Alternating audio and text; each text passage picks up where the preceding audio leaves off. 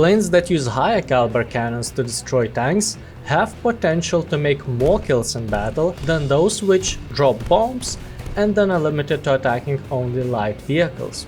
But such planes that carry one but powerful cannon in most cases are slower, unmaneuverable, and become an easy target for enemy fighters. But this plane has so few enemies that even I can manage to survive until the end of a match while attacking even the heaviest tanks on the battlefield. When I bought this plane, I started researching offensive 50mm belts immediately.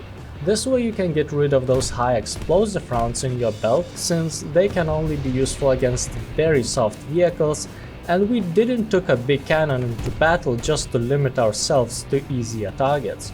Out of two belts for armored targets, one has more penetration at shorter distance and another one has more damage. I see no point in using anything else than armor-piercing tracer rounds, as they have some explosives inside, so this is basically an APHE round. And penetration is still enough to penetrate any heavy tank from above more than a kilometer away. Your belt will contain 32 rounds. That should be enough for a while, maybe even for a whole battle, especially if, unlike me, you aim carefully and don't shoot all around the map hoping to hit something. Of course, anytime you can land on an airfield to reload, but who wants to bother with landing in the middle of nowhere when there are so many juicy cans waiting to be opened? By the way, this plane doesn't have an air brake, so it might be a little tricky to land on shorter airfields. The 50mm APHE round might not do that much damage most of the time, but it's totally possible to get lucky and knock out 2 or even 3 crew members at once. In this video it might look easy. Once the tank is in my sights, a few shots and the tank is gone. But on average, I'd say it takes around 2 or even 3 attacks to destroy a bigger tank.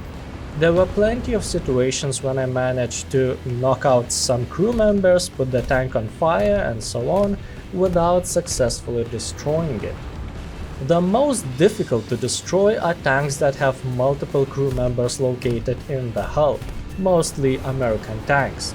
The turret and everything inside it, such as cannon breech, will absorb all the fragments from above, and in front there's usually a frontal plate designed to withstand a tank's attack, so you have no chances with a 50mm cannon. So it might be impossible to knock out all of the crew members in one pass. Sometimes though, luck is on your side and single shot can detonate an ammo rack. But most of the time I had to attack the same tank multiple times. Of course, such constant flying back and forth, up and down, attacking ground units attracts attention. There are two main dangers that usually get me killed on this plane. First, becoming too greedy. When I think that I should stay on target just a little longer to make one more shot and eventually end up crashing into the ground, since apparently jets accelerate quite well. And another one? Opponents that control either anti-aircraft ground vehicles or fighter planes. Here your battle rating plays a huge role. If you don't have any higher BR vehicles in your lineup, for the most part, opponents can be simply ignored. You see, the plane's battle rating is 6.7, quite low for a jet.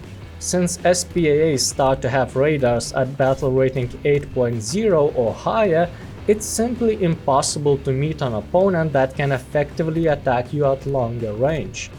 SPAs that don't have radars are so ineffective that you can simply ignore them, or in worst case scenario, keep your distance. As long as you don't get too close, there is very small chance that a random projectile will hit you. With enemy planes, similar story. Jets usually begin at higher battle ratings, so most of your opponents will be in prop planes, significantly slower than you. I was attacking ground targets, and if I noticed that a fighter was trying to get on my 6, simply flew away from them.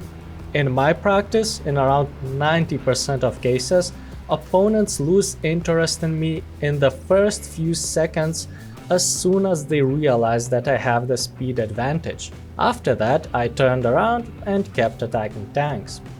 Of course, it is handy to get rid of those fighters just in case, but only if they happen to be on your way, since it's difficult to hit a plane when you have only 32 rounds in total, and single hit with an armor-piercing round doesn't always guarantee a kill. Definitely don't intentionally start dogfights. You will be at disadvantage. Prop planes will be more maneuverable in most cases, and their lower caliber cannons are much more suitable for air combat. On the other hand, big bombers, or planes that suffered heavy damage, are easy targets, so I went attacking them whenever possible. It doesn't count as a dogfight when the opponent can barely move. But now you may ask, Hey, how to play, but there are other jets at this battle rating. What about them? well, if the enemy team has jets, it's bad. It's going to be a problem. In those cases, I couldn't think of anything better than attacking them head-on. The pilot is protected with 90mm bulletproof glass and 15mm thick armor plates, which are thicker than other early jets have, though I don't think that it noticeably helps with survivability of the aircraft in general. Apparently you can't fly with just the pilot. There are wings, engines, and other useful stuff that has to be intact. On a good note, you won't meet jets too often. People in realistic ground battles will usually want to take something that can carry big bombs or rockets, and early jets cannot carry too much secondary load. I am a big fan of aircraft that can be useful at attacking ground units for longer periods of time, when you don't run out of bombs or rockets after just a couple of launches. So naturally, I really enjoyed playing this plane. I would rate it 8 APHE camouflaged as APT shells out of 10. Unlike other planes with big cannons designed to hunt tanks, this plane, thanks to its low battle rating, has very few enemies. Only jets basically, which are not very plentiful.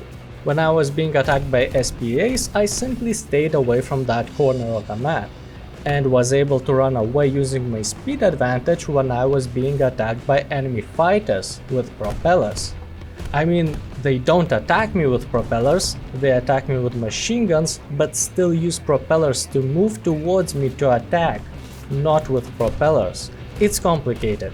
You know what's not complicated? Subscribing to this channel, because who knows, I might upload another video one day and you already watched this one to the end, so there's probably something you enjoy about them. You will probably also like Duck with 75mm cannon, or this Italian plane with a 102mm cannon, or maybe some end screen recommendation that appeared over the video. Your screen must be such a mess right now.